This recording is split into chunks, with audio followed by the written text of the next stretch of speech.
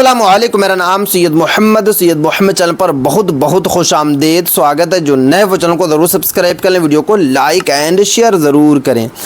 सहायक उर्दू अनुवादक भर्ती 2025।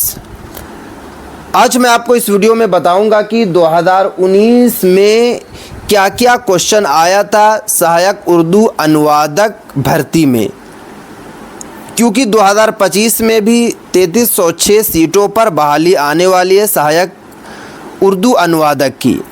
काफ़ी लोगों का मैसेज आ रहा था कि मोहम्मद भाई हमको तैयारी करना है तो क्या क्या हमको पढ़ना होगा और 2019 में क्या क्या क्वेश्चन आया था, क्योंकि जब तक आप प्रीवियस ईयर क्वेश्चन नहीं देखिएगा तब तक आपको अंदाज़ा कैसे होगा कि क्या क्या पढ़ना है। अगर आपको यही पता नहीं रहेगा कि क्या पूछा गया था और अपने दिल से आप तैयारी कीजिएगा तो आपको समझ नहीं आ पाएगा कि पढ़ना क्या है और किस चीज़ पर ज़्यादा फोकस करना है, क्योंकि कंपटीशन आपका हाई रहेगा। क्योंकि इंटर लेवल की, मौलवी लेवल की ये भर्ती है। आपको पता है कि जो भी मौलवी लेवल या इंटर लेवल की वैकेंसी आती है उसमें कंपटीशन हाई होता है, कंपटीशन बहुत ज़्यादा होगा, लाखों लाख फॉर्म भरे जाएंगे। अभी से ही अगर आप तैयारी करेंगे तो आपकी तैयारी जो है आसानी के साथ हो जाएगी।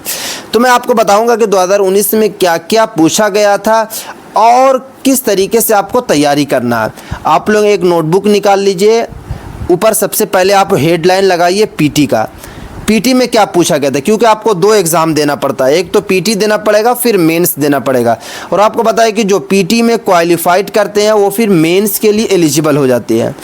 तो 2 आपको एग्ज़ाम देना है। पहला जो आपका एग्ज़ाम रहेगा वो पीटी का रहेगा, दूसरा जो आपका एग्ज़ाम रहेगा वो मेंस का एग्ज़ाम रहने वाला है।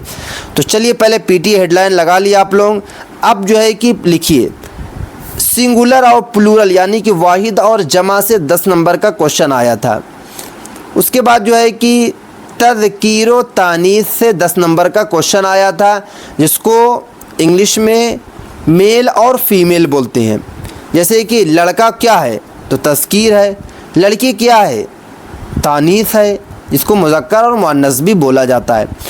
उसके बाद जो है कि 10 नंबर का आपका क्वेश्चन जो आया था एंटोनिम्स यानी कि अज़दाद से, एक दूसरे के ज़िद से, ओपोजिट वर्ड से जो है 10 नंबर का क्वेश्चन आया था। अज़दाद का मतलब कि एक दूसरे के ज़िद हो, जैसे कि आसमान का ओपोजिट क्या होगा, अज़दाद क्या होगा, ज़मीन हो जाएगा। लड़का का ओपोजिट क्या होगा, लड़की हो जाएगा। आना का क्या होगा, जाना हो जाएगा। रोना का क्या होगा, हंसना होगा। उसके बाद जो आपका क्वेश्चन आया था वो आया था जनरल नॉलेज से, आपका 10 नंबर का क्वेश्चन आया था। उसके बाद आपका जो क्वेश्चन आया था वो आया था उर्दू से हिंदी, 30 नंबर का क्वेश्चन आया था। उर्दू से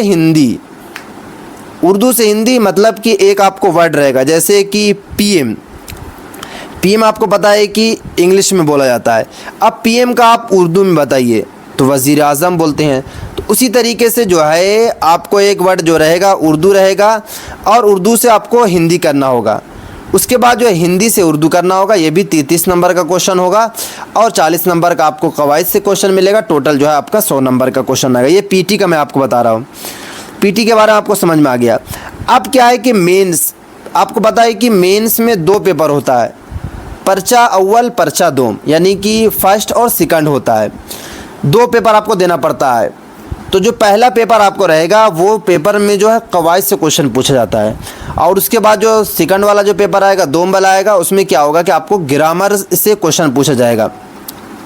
तो अब मैं आपको बताता हूँ कि क्या क्या क्वेश्चन आने वाला है। जैसे कि वाहिद और जमा जो है 10 नंबर का क्वेश्चन रहेगा आपका। मेंस में अज़दाद जो रहेगा वो भी 10 नंबर का क्वेश्चन रहेगा। ज़रबुल मस्ल यानी कहावत 10 नंबर का रहेगा। मुहावरा जो 10 नंबर का क्वेश्चन रहेगा। उसके बाद आपका जो सर्फ नहू जो रहेगा 20 नंबर का क्वेश्चन रहेगा। और आपका जो है तज़कीरो तानीस भी 10 नंबर का क्वेश्चन रहेगा।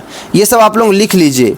10 नंबर का वाहिद जमा, अज़दाद 10 नंबर का, तज़कीरो तानीस 10 नंबर का, मुहावरा 10 नंबर का, ज़रबुल मस्ल 10 नंबर का।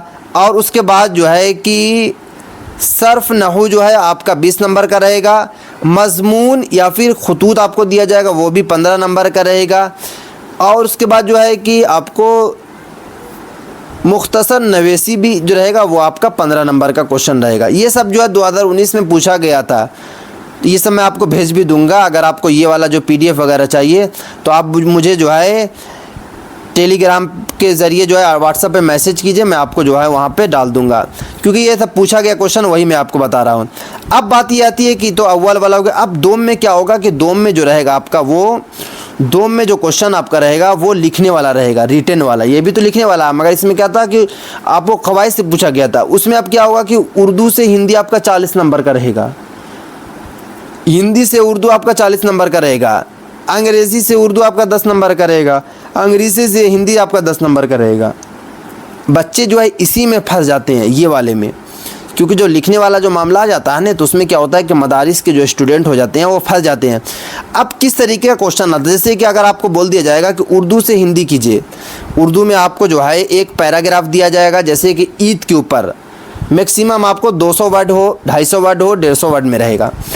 अब बोला जाएगा कि इसको आप जो है हिंदी में कीजिए, और आपको वही वर्ड आपको बैठाना है जो वर्ड जो है वहाँ पे करेक्ट बैठ रहा।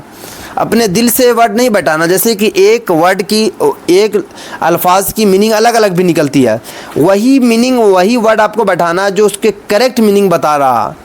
वरना अगर आप दूसरा वर्ड बैठाइएगा तो आपका नंबर कट जाएगा, क्योंकि कंपटीशन हाई रहेगा। इसीलिए मैं आपको बता रहा हूँ कि अभी जो है सबसे पहले आप लोग क्या कीजिए कि आप लोग जो है PT की तैयारी कीजिए, जैसे कि वाहिद जमा पे काम कीजिए, तज़कीर व तानीस पे काम कीजिए, मुज़क्कर मुअन्नस पे काम कर लीजिए। उसके बाद जो है कि आपको बताया मैंने कि ज़रबुल मसल हो गया, मुहावरे हो गए, ये सब पर काम जब आपका हो जाएगा तब आपको जो है उर्दू से हिंदी, हिंदी से उर्दू, अंग्रेज़ी से उर्दू, अंग्रेज़ी से हिंदी, इस पर काम कीजिए। क्योंकि PT तो निकल जाता है बच्चों का, मेंस में फंस जाते हैं।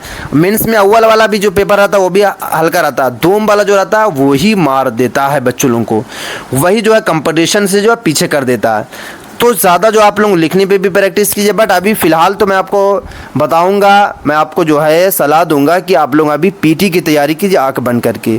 अब PT के लिए जो है आपको क्या करना है कि आपको जो है कोई भी किताब, रेंडमली किताब ले लीजिए वाहिद जमा वाली, क्योंकि ये लोग जो क्वेश्चन पूछते हैं वो बिहार बोर्ड की बुक से ही क्वेश्चन पूछते हैं। NCERT क्वेश्चन से, NCERT की बुक से क्वेश्चन नहीं बनता है।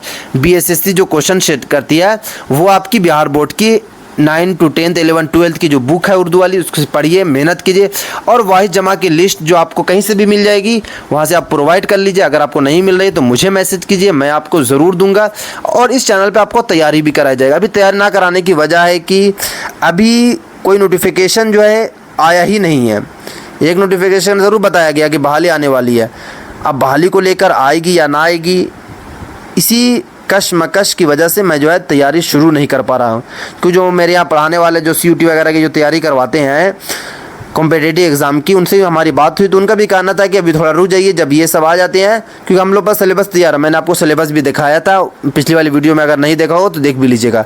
सिलेबस वगैरह तैयार है, बट अभी क्या तैयारी शुरू नहीं हुई। इंशाल्लाह जल्द से जल्द शुरू भी करवा दी जाएगी। तो ये थी आज एक काफ़ी इंपॉर्टेंट वीडियो जो मैं आपको बताया हूँ। सेम प्रोसेस पर आप लोग तैयारी कीजिए, इंशाल्लाह आपकी तैयारी हो जाएगी। सैलरी भी इसमें आपको 40,000 रुपया पर मंथ दिया जाएगा। तो ये थी आज एक काफ़ी इंपॉर्टेंट वीडियो। अस्सलाम वालेकुम।